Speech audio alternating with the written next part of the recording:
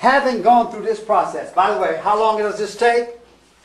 Well, thus far, it took me about a half hour to do the first reading. And then it's going to take me about 4 or 5 hours to satisfy myself that I have exhausted what I need to know from these commentaries. That's about 4.5 hours, 5 hours, all right. It takes a little time, doesn't it? The people say, that was a good sermon. Like, you just got up there and just open his mouth and start speaking. No. Don't let nobody, don't let anyone fool you. It takes time. It takes time. And if you ain't got time, then make time. Already on your worksheet, and I want you to use this one the next time you prepare a sermon. You've done your reading and answered the question. What's the first question there? What does this passage say to me? Right. Now you can write it down because you and the Holy Ghost had a good time on what the Lord had to say to you about it. Second question, what? What does this passage say to the needs of the people in our time? Mm-hmm. And the more tuned in you are to the struggles, hopes, aspirations, and dreams of your members, the more you will be able almost intuitively to sense what they need to hear this week. Now, here's the real hard part. How might I state this truth using the formula? Every sermon I write, honestly, the chances are I begin that sermon preparation, writing, as you see here. I propose to show that. So let me give you one of my sermons. I have a sermon that I preach entitled Beneath Our Ups and Downs. It comes from the saga of Joseph, the son of Jacob. And one day I was reading in the 45th chapter where it says, when Joseph finally reveals himself to his brothers, he says to them, I'm your brother Joseph. Do not be ashamed of yourselves. You brought me here, but the Lord brought me here to preserve life for you. Now how is my father? Says, go up to my father and tell him to come down to me, because I am now second only to the king of Egypt. And there, here in this land, I will take care of him and you and your family. The thing that caught my imagination was, go up to my father and bring him down to me. And all of a sudden, notice, this is funny.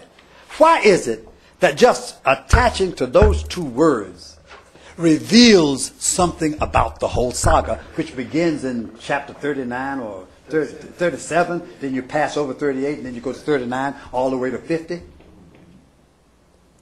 It turns out that just by allowing those two words to have meaning,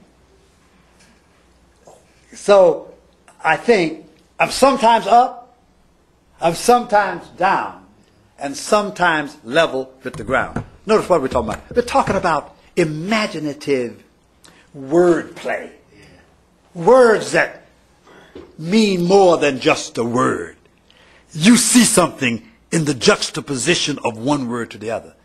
Turns out that the whole history of Joseph's life could be described as a history of ups and downs. That's right. Got it? Right. Yes, So when I preach the sermon, I know it's about ups and downs because Joseph, with the coat of many colors, though in seminary they told you his coat with long sleeves, didn't they? Yes, I know they did. I know they did. Right. But Joseph, many colors, he's high up in his father's admiration. That's right. But his brothers always wanted to put him Down. Oh, y'all got it. Yeah. One day, Jacob sends him to check on the brothers, see how they're doing. Find out they're in Dothan when he goes down there. And when they see him coming, there he is sitting high. Every time I need up, I want you to give me up, y'all. Sitting high up. But they decided that this brother is so daggone arrogant that they remember, hey, that boy always dreamed that we were gathering wheat in the field and that his sheaves of wheat stood up and everybody else's sheep went down. He even dreamed that the sun, the moon, and the stars were bowing down to him. You know what? There he comes sitting all high. Guess what we're going to do? We're going to put him down. Yes, they did. Put him down into a pit, didn't they? I mean, I'm just telling the whole story. That's and no sooner than he was in there down, along came the Ishmaelite traders, except that we do not know whether they're Midianite traders or the Ishmaelites. So here again, two traditions come together. You don't know which one it is when you read the text. But they took him up out of the pit and immediately sold him down into Egypt. Oh, I like this because I get to this point that when he got down there into Egypt, he quickly rose high up in part of his household. That's right. And of course, Mrs. Potiphar looked upon him. And they say he was a handsome and good-looking man. Yeah, the brother must have been a knockout, right? And Mrs. Potiphar set her eyes on him. Yes, sir. And Mrs. Potiphar wanted the brother to get down.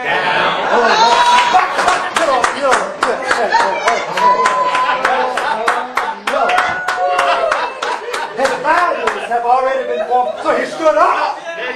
And sometimes, when they grab your coat, you have to leave it behind you and run for your life, and ended up down in prison. But he interpreted the king's dream. At least the butler and the baker. And when the butler left, he said, look, man, I'm down here in this prison, falsely accused. When you get back to the king to be his cupbearer, remember me. Yeah. Boy forgot all about it. The only thing that reminded him was when the king had a dream that nobody could interpret. And at that point, the old butler said, oh, I remember a guy named Joe. He's down in prison. Yes, right. King said, go down and bring him up. That's right. To the palace. And you know the rest of the story.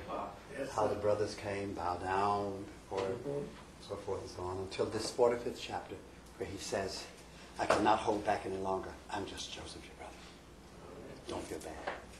Go up and get my father and bring him down. In fact, I know now what my proposition is going to be. I propose to show. Can I get permission, sir? Yes, sir.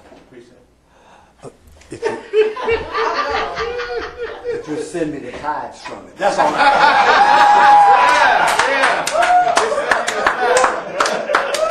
That's all right. Just send me you send me the tithes, right? The proposition here is I propose to show that beneath our ups and downs is the providential hand of God opening up unseen possibilities. All right. To the end that the hearers will be aware of the hand of God and draw confidence that whether they are up or down, God's hand will make a difference. That one sentence is all my whole sermon is going to be about. Every sermon should have at least one sentence that captures the essence of what the whole sermon is going to be about. The sermon is an unfolding of the meaning of that one sermonic idea.